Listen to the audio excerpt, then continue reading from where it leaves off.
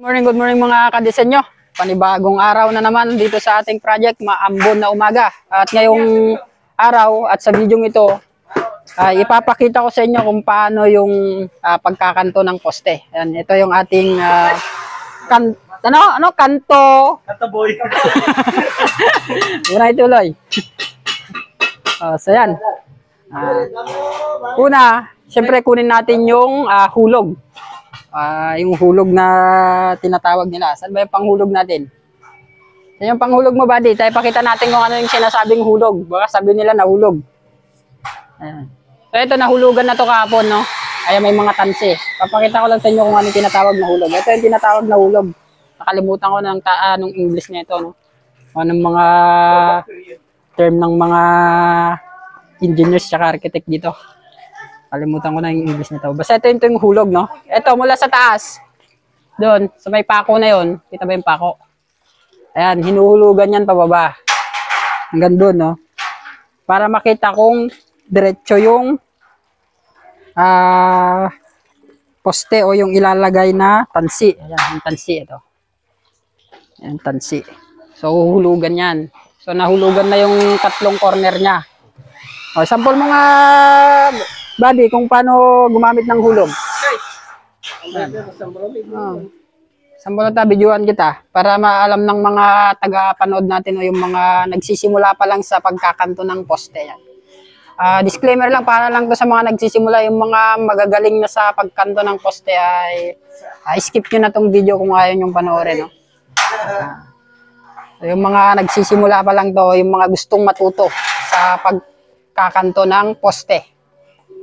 Ayan, pinapakita sa atin ng ating idol kung paano gumamit ng hulog. Yan. So, tayo konti para makita, no? Ayan. So, yun. Kita ba? Ayan, wala dun sa pako. Ayan. Huhulugan niya pababa. Papakita lang sa inyo kung paano. Ayan. Kung diretso din yung nilagay na tansi. No, idol? Diretso ba, idol? Pantay? Opo, ayan, pantay. So, pantay. At least, pantay yung ating mga tansi na naikabit. So, ito yung natapos kapon na poste. Ayan. Kita nyo naman, kantong-kanto. Diretso yan. No? Ito naman si ayan. So, ito yung mamaya ay tatapalan na yan. Papakita ko sa inyo kung paano yung tamang pagtapal. So, yan, tatapalan na pala. O, sisimulan niya na. Ayan. Pakita natin. Siyempre, dapat yung masa niya, yung sakto lang yung consistency ng... consistency? Saan galo? ng masa para maganda yung kapit, no?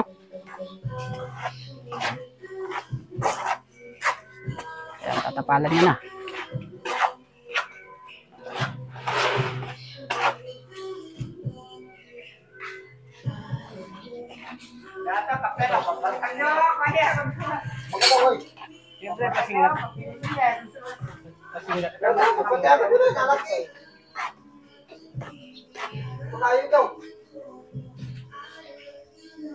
Oh.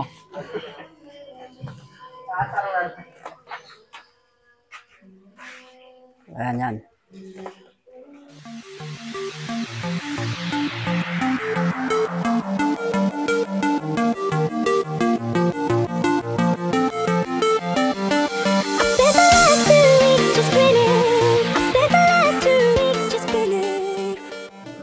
So ito na mga disenyo, yung sa kanta, no?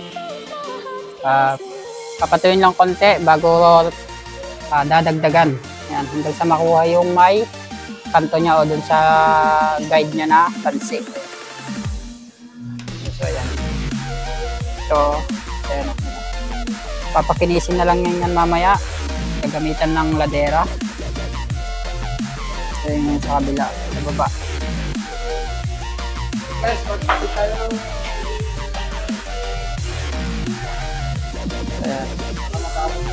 so, balikan natin mamaya kapag naglaladera na ta. O, ayan na mga kadesenyo, no? pinipinis na.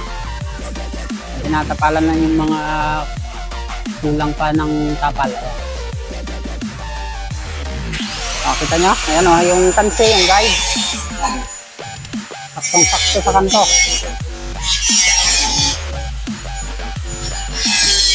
So, papinisan nyo lang yan.